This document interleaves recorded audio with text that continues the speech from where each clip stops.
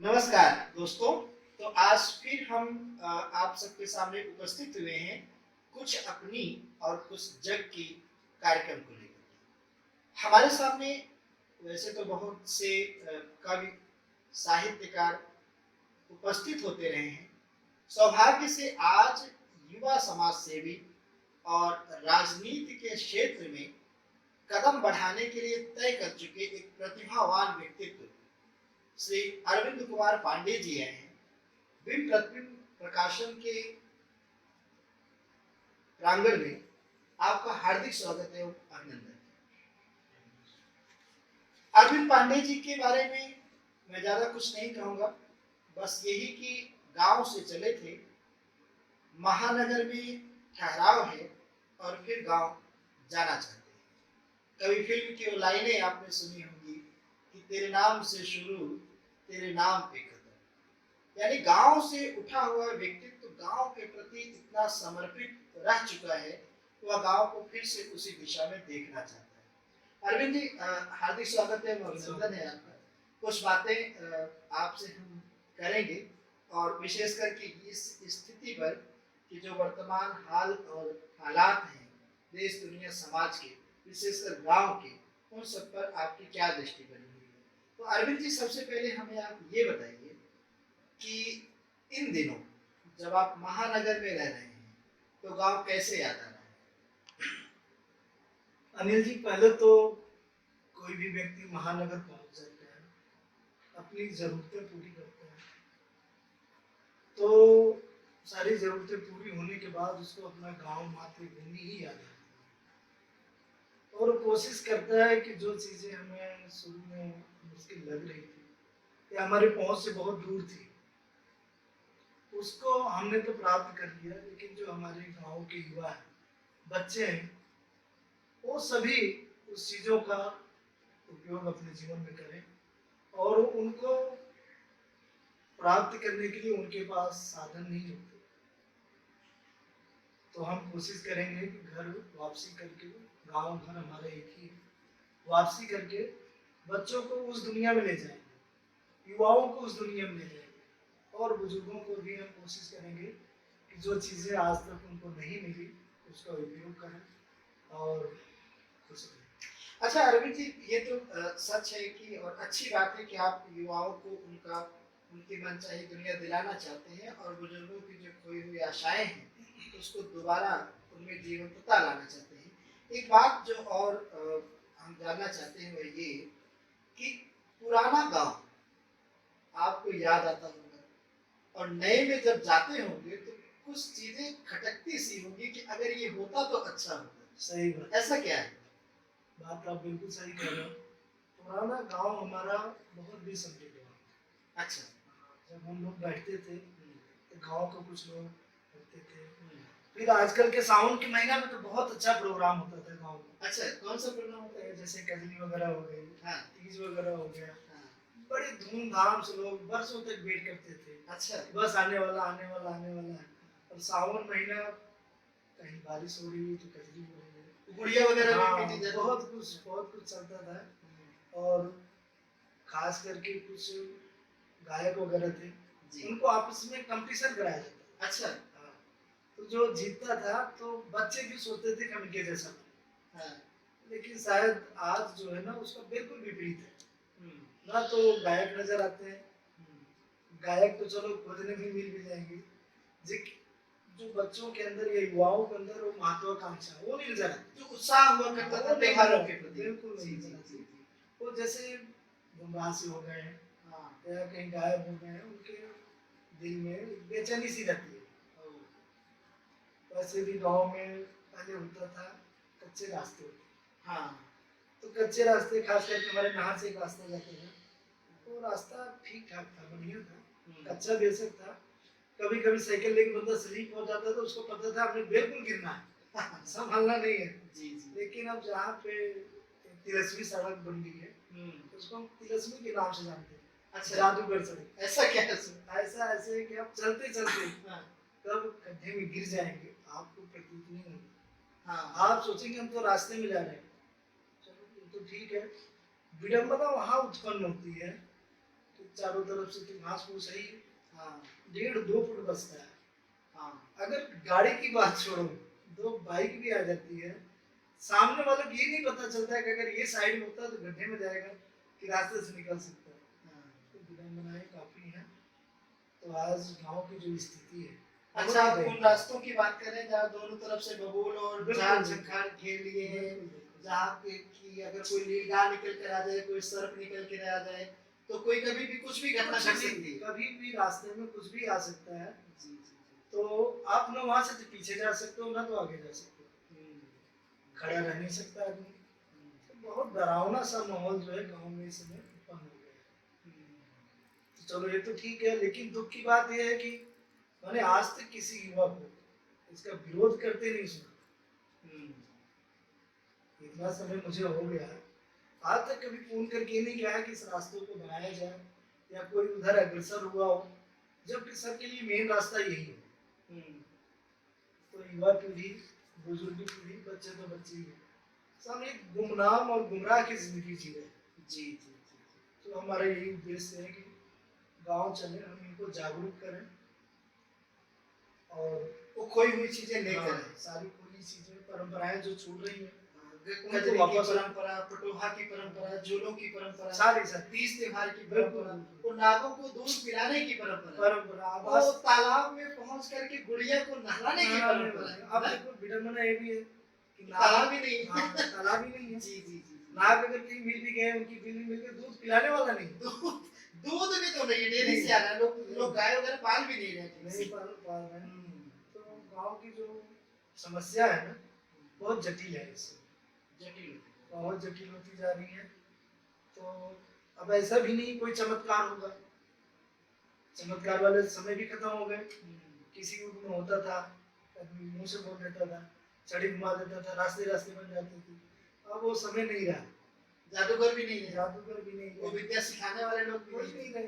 अच्छा अरविंद जी, एक बात ये भी पूछ रहा था कि शिक्षा को लेकर के क्या दृष्टिकोण रहा आपका तब में और अब में? मैं बार बार तब की बात इसलिए कर रहा हूँ कि आप रहे हैं वहां पर, कम से कम मेरी जानकारी में 12वीं क्लास तक आप वहां रहे हैं। उस समय क्या स्थिति थी? आज जब सुविधाएं हैं, अभी अरविंद मॉडल पब्लिक स्कूल का भी स्थापना आपने चलो करवा ही दी है, जिद से ही सही, तो अब जो शिक्षा के प्रति जो दृष्टिकोण आपके अंदर निकल करके आ रहा है, क्योंकि तब के माहौल को आपने जिया है, अब के माहौल को आप झेल रहे हैं, तो विद्यालय बनाने की प्रक्रिया से लेकर के वर्तमान समय तक कैसा अनुभव कर रहे हैं? अभी शिक्षा उस समय बहुत अच्छी चीज हुआ करती थी, लोग कल्पना करते थे। हम उम्र के जो भी बच्चे थे, हम लोग थे, हम पढ़ेंगे अच्छे से, आगे बढ़ेंगे। तो स्कूल तो गिनती के होते थे, बहुत ज्यादा गिनती के थे।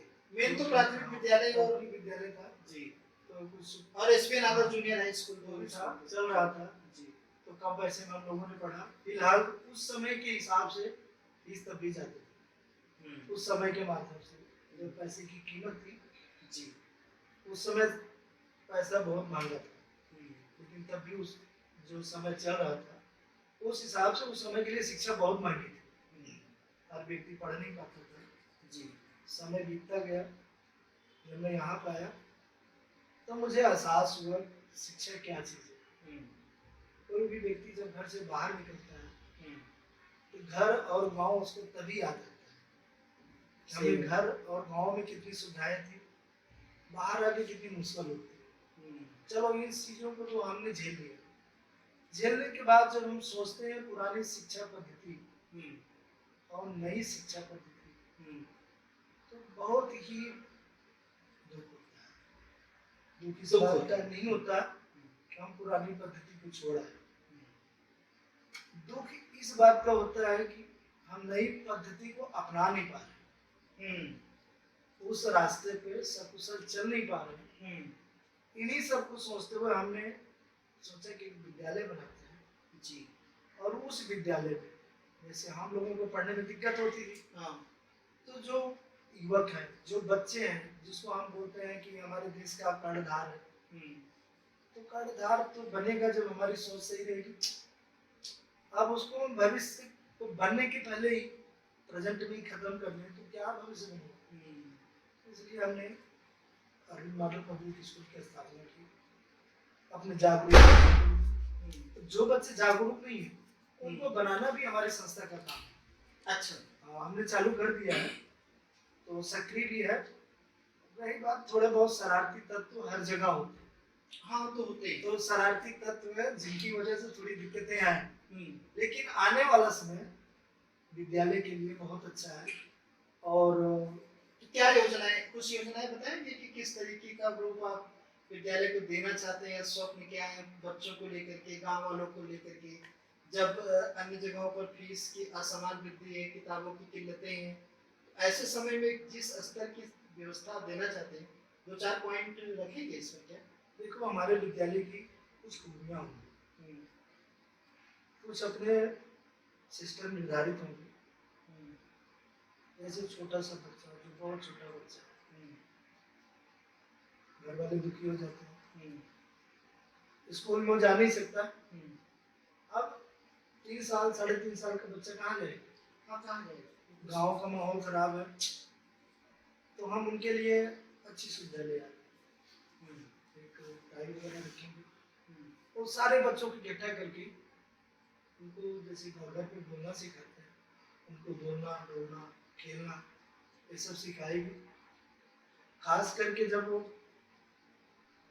पीजी वाले बच्चों को, जिसको लेबर बोलते हैं, ऐसे बच्चों से लोग फीस वसूलना चाहते हैं। हाँ, उन बच्चों के लिए हमने फीस ही नहीं रखी।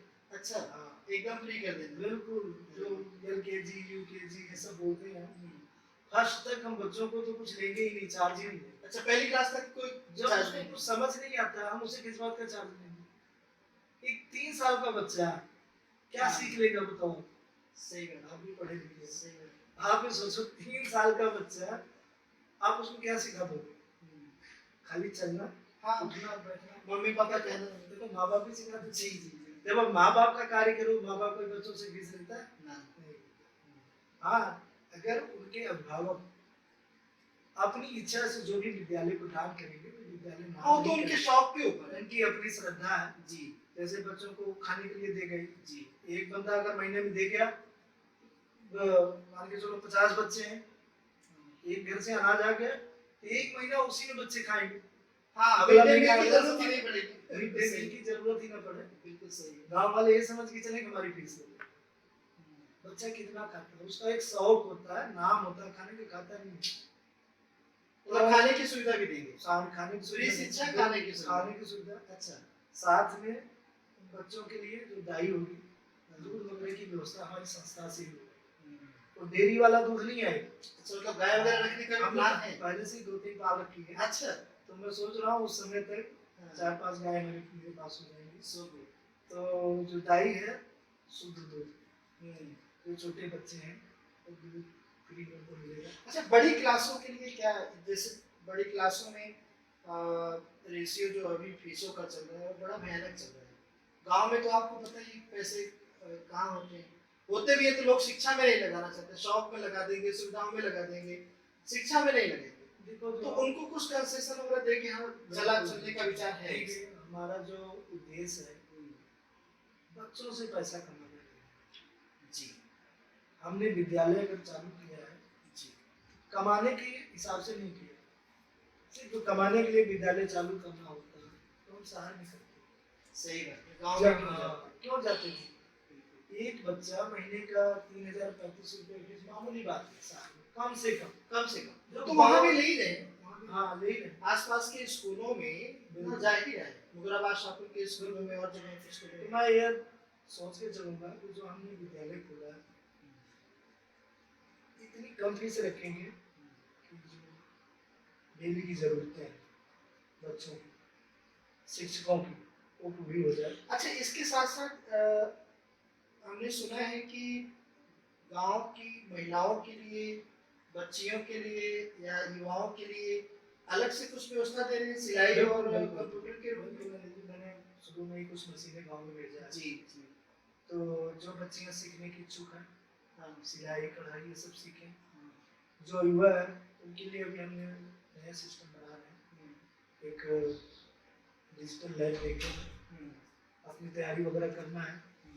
तो शहर में जा कर के ना बच्चे जा पाते नहीं कर पाते, जो ऐसा ख्वाब देख रहे हैं तो अपने स्कूल में आए, डिजिटल लैब में अपनी तैयारी करें। बिल्कुल सही। और जो युवा हैं उनके लिए हम कुछ जो नई तकनीक कंप्यूटर वाली उसका भी हम सोच रहे हैं कि ये सब कुछ चीज़ें उनको इस हिसाब से मिले ना, उनको ये न लगे कि हम फीस दे रहे हैं। ये जितना उनका आने जाने का शहर में किराया होगा, मान के चलो उससे भी कम हमारे स्कूल की फीस होगी। बिल्कुल सही है, बहुत अच्छी बात। एक बात और सुगबुगाहट सुनने में आ रही है कि अक्सर ये होता है कि लोग स्कूल बनाते हैं, कॉलेज बनाते हैं, उसके बाद धीरे धीरे राजनीति के क्षेत्र में आते हैं। तो आपके बारे में भी ये चीज़ें मुझे भी पता है, लोग भी जान रहे हैं, कुछ लोग तो बोलने भी लगे हैं कि आप राजनीति में भी आ रहे हैं, और विशेष करके शुरुआत अगर आ रहे हैं तो शुरुआत कैसे कर रहे हैं, अगर नहीं आ रहे हैं तो कोई बात ही नहीं। अनिल जी, राजनीति ना एक बहुत ही इंटरेस्टिंग चीज है। अच्छा। तो पहले मैं सोचता था कि राजनीति बहुत खराब चीज है, नहीं जाना चाहिए। लेकिन जो आज का माहौल है, तो पीछे काफी लोगों ने विद्वानों ने लिखा भी है कि अगर आप नहीं आते इस दुनिया में तो जिसको कुछ नहीं पता है वो आपके ऊपर राज करेगा। अच्छे लोग अगर नहीं आते हैं तो बदमाश लोगों की दुनिया तो होगी होगी होगी जी। तो मैं सोच रहा हूँ कि अगर हमारा गांव, हमारा क्षेत्र शरारती तत्वों से बच जाए, हाँ, तो बढ़िया है। बिल्कुल सही। इसीलिए मैं राजनीति में उतरने का प्रयास कर रहा हूँ, लेकिन जो कुछ शरारती तत्व हैं वो राजनीति की दुनिया से दूर हैं, क्योंकि कहीं न कहीं जा करके ये जो विकास के दरवाजे हैं, हाँ, चाबियां इन्हीं के हाथ में, चाबियां इन्हीं के। तो कुछ भी आए कुछ भी हो उन्हीं के लिए खोलेंगे जो इनके मतलब का है। हाँ, एक शरारती तत्व है तो उसके साथ सब जुड़ जाते हैं। तो हर अच्छा व्यक्ति सोचता है कि इनके मुंह लगने का क्या फायदा है, इनसे दूरी बना दो। तो स्थिति ये उत्पन्न होता है कि शरारती तत्व आज छोटा है कल बड़ा हो जाता है। एक समय आकर के वो सावन की बादल की तरह पूरे गांव में छा जाता है। अभी फोड़ा हुआ कल कैंसर नासुर जी। तो बिना बादल के भी वो बारिश कर देता है। चलो सावन में तो वैसे बारिश का क्षेत्र है, तो उसका सब दिन के लिए वो सावन बन जाता है। परिणाम हमारी भोली जनता, अनजान बुजुर्ग और जो हमारे देश के भावी कर्णधार हैं, इनको भुगतना पड़ता है। इनसे बचने के लिए हमें राजनीति में आना है जी। और हम प्रयासरत हैं, आने वाले समय में हम बहुत अति शीघ्र राजनीति में हस्तक्षेप करेंगे और हम आए ना आए, लेकिन हमारा यह संकल्प होगा शरारती तत्वों को आने नहीं दें। अच्छा, हाँ। और ये संकल्प आपका उस समय है जिस समय राजनीति अधिकांश भ्रष्टाचारियों के हाथ में है। कहते हैं कि पूरा का पूरा क्षेत्र जो है वो बाहुबलियों और राजनीतिक दलालों के हस्तक्षेप से अटा पड़ा है। तो ये संकल्प उस समय आप ले रहे हैं तो किसी खास रणनीति से आ रहे हैं या बस शौक पूर्ति के लिए आ रहे हैं? नहीं, शौक पूर्ति नहीं है। जो दिशा निर्देश वाली चीजें होती हैं ये शौकिया नहीं होती। बाहुबली है, उन्होंने अपना कार्य किया तभी आज वो बाहुबली। तो शरारती तत्व हर जगह होते हैं, हम इनके बीच में अलग दुनिया लेके आए। अच्छा, मतलब इनसे मुठभेड़ करने का इरादा नहीं है, नहीं, एक अलग दुनिया बनाने का संकल्प है। अच्छा, उसमें अच्छे लोगों को जोड़ने का संकल्प है, लोगों को जागरूक करने का संकल्प है। हमारा एक सेवा भाव है, न कि किसी को प्रशासन करना, किसी से लड़ाई करना, किसी के बुरे कार्यों को प्रचार करने का भी हमारा कोई अपना इच्छा नहीं है। हम सिर्फ एक अलग दुनिया बनाएंगे जिसमें कवि होंगे, अध्यापक होंगे, अच्छा, गांव के अच्छे लोग होंगे, बुजुर्ग होंगे, इन सब के बीच जो छोटे छोटे बच्चे होंगे, क्या जिनकी कल्पना बुजुर्ग लोग करते हैं कि हमारा बेटा फला चीज बनेगा, फला, हम उनको दिशा निर्देश देंगे, यहाँ तक लास्ट तक उनके साथ में खड़े होंगे। अच्छा, जबकि बहुत से लोग अभी भी जो गांव की राजनीति कर रहे हैं उनकी सोच नल नाली खड़ंजा और नहर की सफाई इन्हीं तक सीमित रही है। कहा भी जाता है ग्राम प्रधानों को इतनी ही ताकत मिलती है, और मैं अगर देख पा रहा हूँ ठीक से तो गांव पिछले 80वां स्वतंत्रता दिवस हम आप मना चुके हैं कल, अभी उसी की कुमारी चढ़ी हुई है। तो अभी तक, तब से लेकर के अभी तक नल नाले की व्यवस्था की जाती है और अभी भी वो पूरे नहीं हो पाए। तो इनके अतिरिक्त भी कोई योजना है आपके पास गांव को लेकर के? देखो, ये नल और नाली का जो अपना एक दायरा है, एक कभी भी पूर्ण नहीं होता। अच्छा। आज एक गांव में नल और नाली लग गया, कल 10 लोग बैठ करके अलग गांव बना लिए, अब वहां भी नल और नाली लगना है। हाँ। नल और नाली डेली की समस्या है। अच्छा। ये ना तो खत्म होगी और ना तो पूरी होगी। रही बात हमारे जो गांव है ना, जो क्षेत्र, किसी ने कभी कुछ किया भी नहीं। हाँ सही है। हाँ, हल्ला मच गया कि हम नाली बना रहे हैं, हम नल बना रहे हैं। 3 दिन 2 दिन की बारिश अगर होती है ना, तो सारी पोल नालों पे खुल जाती है। हाँ, पानी कहाँ जाएगा? एक ऊंचा सोचा जो घर है ना, वो भी डूब जाता है लोगों डूबने लगता है। का। तो उनकी परिस्थितियां सब खुल के आती हैं, बताने की जरूरत नहीं है। फिलहाल हमें इन कामों से प्रेरित होना। अच्छा। हर व्यक्ति को हम ऐसा बनाएंगे, हर घर को ऐसा बनाएंगे, वो खुद अपने नल और नाली का निर्माण कर सके। कैसे बनाएंगे? उनको सामर्थ्यवान बनाएंगे, किस तरह? दिशा निर्देश देंगे। अच्छा। शिक्षा से बनाएंगे। जिसको शिक्षा हासिल कर लिया, रोजगार नहीं मिल रहा, उसको हम रोजगार भी दिलाएंगे। आपको नहीं लगता कि इस समय गांव में कोई सुनने वाला नहीं है? छोटे छोटे बच्चे को हाथ में जो नशीले पदार्थ पकड़ा दिए गए हैं, कुमारी चढ़ी हुई है, बड़े भी नहीं चाह रहे हैं कि उनके बच्चे बोले जाए। ऐसी स्थिति में आप कैसे शिक्षा देंगे? अभी इतना समय होता है। अच्छा। जब जिस चीज का समय आता है, तो उस व्यक्ति के ऊपर वो भारी पड़ जाता है। एक समय था कि बच्चे मोबाइल से दूर थे, रंगमंच को याद कर रहे थे। हाँ। फिलहाल आज भी बच्चे मोबाइल में वही सब देखते हैं। हाँ, देखते वही सब। लोगों की कलाकृति देखते हैं, लेकिन उनको एकांत पसंद है। हाँ। जिस दिन एकांत वाला सिस्टम जागरूक व्यक्ति समाज में चलेगा और उनको जागरूक करेगा, उस दिन ये प्रवृत्ति उनकी आत्मा से हट करके दूर चली जाएगी। सामूहिकता चली जाएगी। सामने बैठेंगे, विचार विमर्श होगा, तो फिर परिवर्तन की लहर अपने आप परिवर्तित होगी। फिर वो बच्चे की दुनिया में बच्चे पहुंच जाएंगे, बुजुर्ग अपनी जगह पे पहुंच जाएंगे, युवा अपनी जगह पे पहुंच जाएंगे। एक घर का व्यक्ति जब डेली का 1000-500 रुपए कमाने लगता है, हाँ, तो नल और नाली कोई समस्या नहीं। कोई समस्या नहीं है। बिल्कुल। एक घर से नहर तक नाली ले जाने में बहुत खर्च नहीं आता।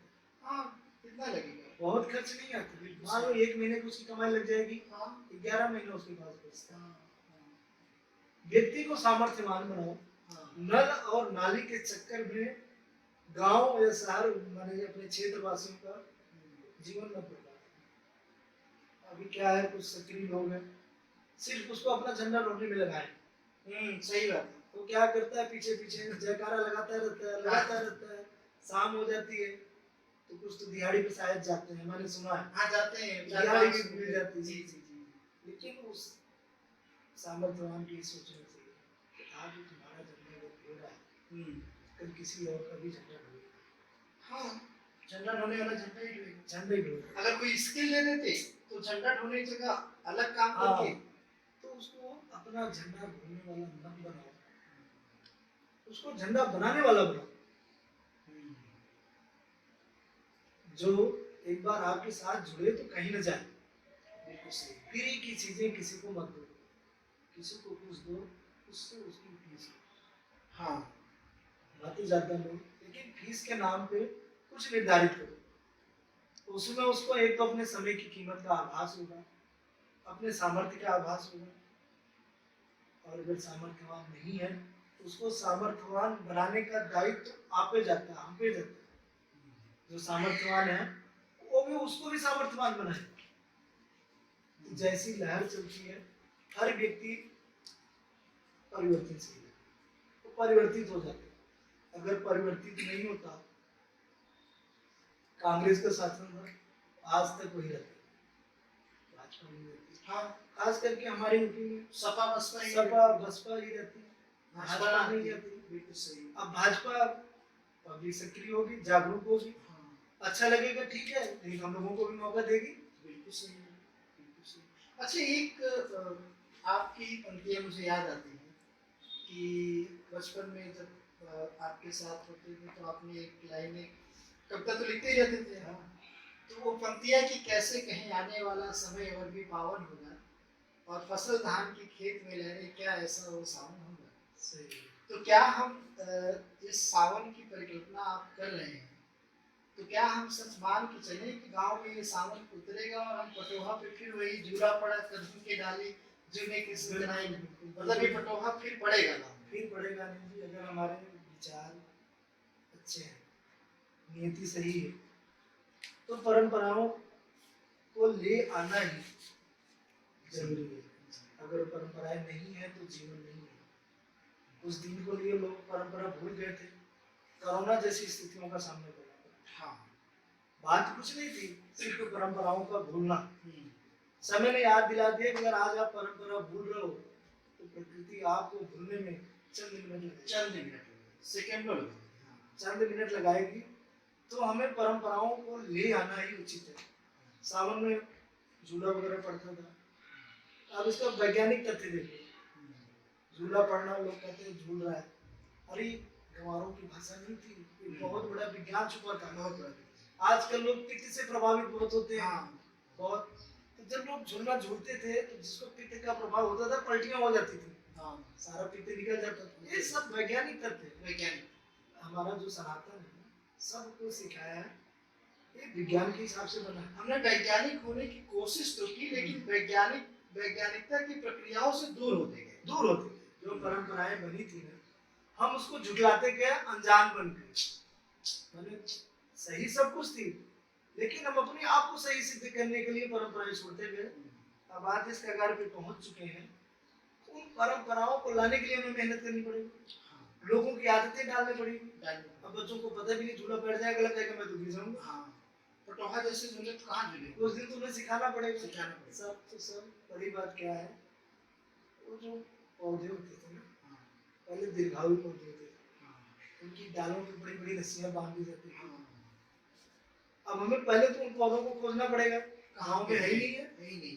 बागले काट करके, बगीचे काट करके गमले सजाए। हाँ, बगीचे को खत्म करके ना पौधों को कोई एक सीमित दायरे में रख दिया गया है कि ये 3 फीट से ऊंचा ना होने पाए, काट दो उसको। हाँ, काट दो। उसकी भी लंबाई चौड़ाई को रोक लगा दिया इंसानों ने, और बड़े बड़े दरख्तों को काट कर गमले के शौकीन हो गए। काटने छाटने का काम ज्यादा कर दिए, अब गमले के शौकीन है। एक पौधा जिसको खुद सुरक्षा चाहिए, वो किसी को सुरक्षित क्या रखेगा? एक गमले पे पौधा 2 दिन पानी ना मिले, तीसरे दिन सूख जाता है। अब लेकिन तब के वृक्ष क्या होते थे, सालों 2 साल तक सूखा भी पड़ जाए ना, वो पौधे हरे भरे रहते थे। हमें ऐसे पौधों की भी तलाश है, और ऐसे पौधा रूपी इंसानों की भी तलाश है। दोनों लाने और संरक्षित करने की जरूरत है। जरूरत जो नहीं है उन्हें फिर से वृक्षारोपण करने की जरूरत है, बनाने की जरूरत है। इन चीजों पर विशेष ध्यान देना है। तो ये शक्तिपिता हम सोचेंगे गाँव अपने क्षेत्र में सबको एकत्रित करें। अच्छा लगा आपसे बात करके। निसंदेह आपकी योजनाएं फलीभूत हो, हम तो यही चाहेंगे। और ये भी कि जो आपका स्वप्न रहा है कि सावन कुछ भी हो, सावन बना रहे, लोगों के अंदर ये एहसास जिंदा रहे कि सावन के महीने में वो फव्वारे चलते रहे, वो कड़ाही गर्म रहे, लोगों की कुछ न कुछ बनता रहे, ठकुआ बरिया क्या क्या बनता था, सब चीजें बनती रहे। उम्मीद ही जीवन है, उम्मीद ही जीवन है। और ये भी कि बच्चे एटलीस्ट संस्कारिक हो, उनको वो सुविधाएं मिले, शिक्षा मिले, व्यवहार मिले, संस्कार मिले, तो ये सारी चीजें, ये सारे स्वप्न साकार हों। हम तो यही ईश्वर से प्रार्थना करेंगे, और उम्मीद तो आपसे शुरू से रही ही है, अभी भी है। तो दोस्तों, अभी अरविंद कुमार पांडे जी हमारे बीच आए और अपने जो भावी जीवन है उसके संकल्पों को आपने बताया, और साथ साथ गांव को लेकर के जो स्वप्न शुरू से रहे हैं और अभी जो कल्पनाएं इन्होंने की हैं, जिनको संकल्प के रूप में लेकर के आगे बढ़ रहे, वह भी आप सबने सुना। तो कुछ अपनी और कुछ जग की कार्यक्रम में आने के लिए आपका बहुत बहुत आभार। भविष्य में अभी कई बार आपको यहाँ आना है, कई मुद्दे हैं जिन पर बातचीत करनी है, जिन पर आपके विचार साझा करने हैं। मैं ये चाहता हूँ कि उपदेशक तो बहुत हैं, लेकिन उपदेशों को कार्य में ढालने वाले बहुत कम लोग हैं। तो आपने उपदेश के साथ साथ उपदेश कम दिए हैं, कार्य ज़्यादा किए हैं। तो हम चाहते हैं कि यह नीति जो है यह हम जैसे युवाओं में वितरित हो, विस्तारित हो। तो हम फिर मिलेंगे। बहुत बहुत धन्यवाद। धन्यवाद। और आभार।